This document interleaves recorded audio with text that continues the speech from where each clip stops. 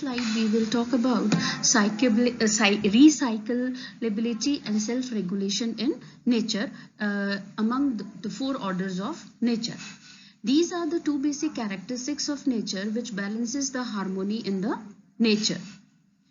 There are several cyclical processes that we can see in nature. For example, cycles such as water cycle, carbon cycle, nitrogen cycle, etc. They help in recycling of certain useful elements in the environment.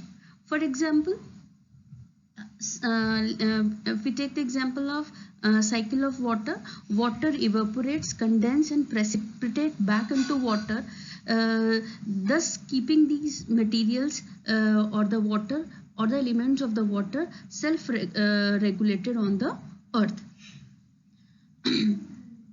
Self-regulation in nature helps in different ways for sustainable production activities. Now, if we talk about breed of plants and animals, they are similarly self-regulated in the environment. In a forest, the growth of trees take place in a way so that the amount of soil, plants and animals remain conserved.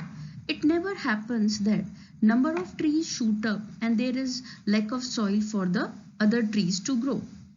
The appropriateness of these conditions for the growth of both plants and animals are self-regulated in nature, keeping the population proportion naturally maintained.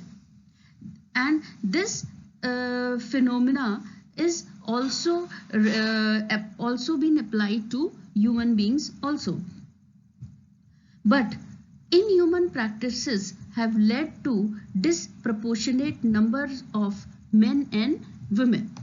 So this recyclability and self-regulation balances the harmony in nature. Apart from this, it helps in reducing pollution through decomposition of dead organisms in forest, maintaining food chain and control over population of plants and animals.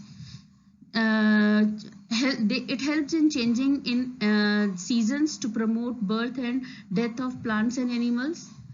Along with it, it helps in balancing male and female species which are disturbed by humans. And lastly, compensating for the loss of nutrients from soil through decomposed matter. Slide. Before explaining what is existence or coexistence, it is necessary to explain what are units and space. Here students, there are two kinds of realities in existence, that is units and space. Unit is something that is limited in size, like in material order, plant order, animal order, human being, the things are the unit. Like a small blade of human hair to the biggest planet we know, they are all limited in size, that is bounded by 6 sides. So all the things we have been studying so far, that is human beings, animals, lumps of matter, as well as various atoms and molecules, they are all considered as units. We recognize them as such, and the second characteristic of a unit is they are countable. Whereas there is another reality which is called space, which we normally don't pay attention to this reality because it is not a unit. We can't touch it, smell it. We normally just see through it. But the fact is, because we can't touch it or see it as we could see a unit like our body, our friends, or a piece of rock, doesn't mean it does not exist. Space exists everywhere. So in other words, the empty area all around the nature is space.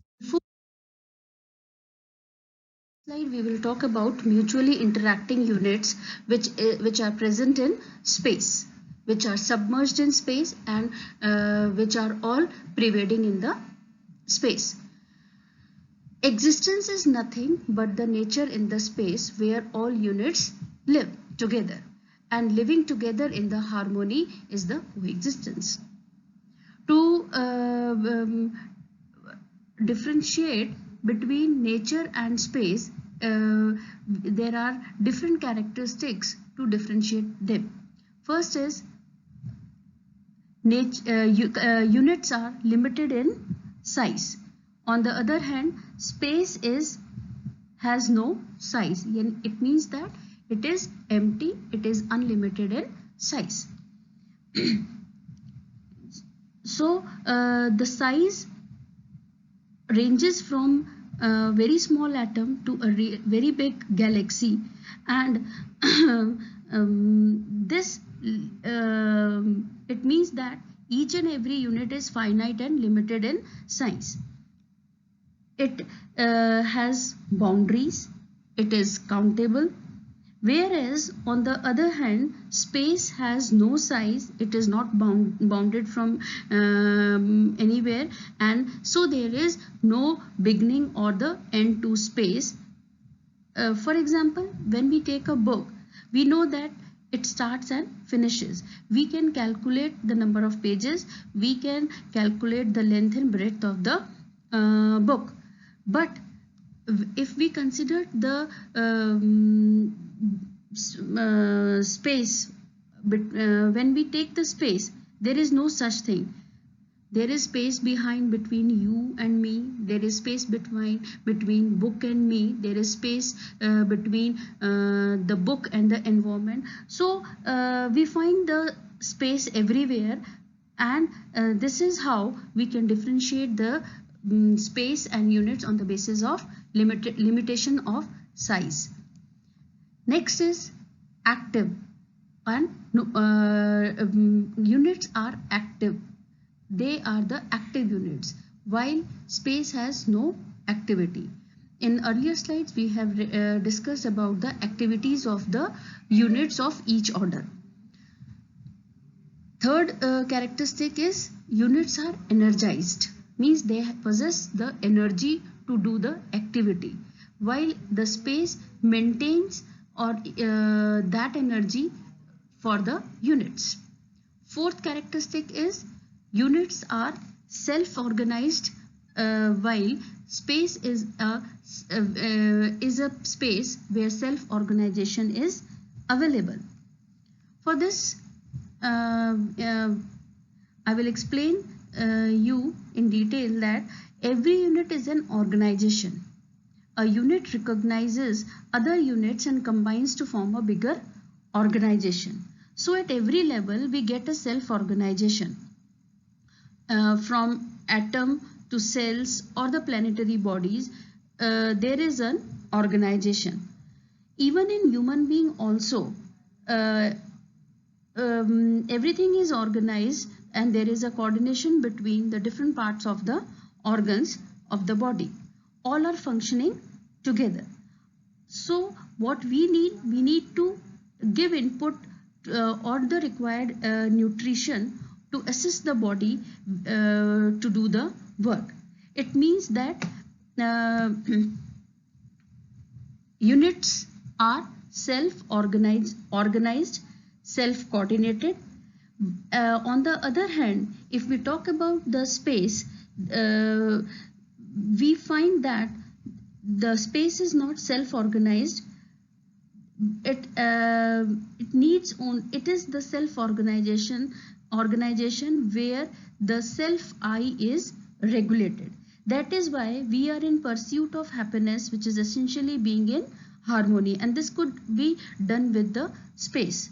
So whenever we are not in harmony, we are unhappy.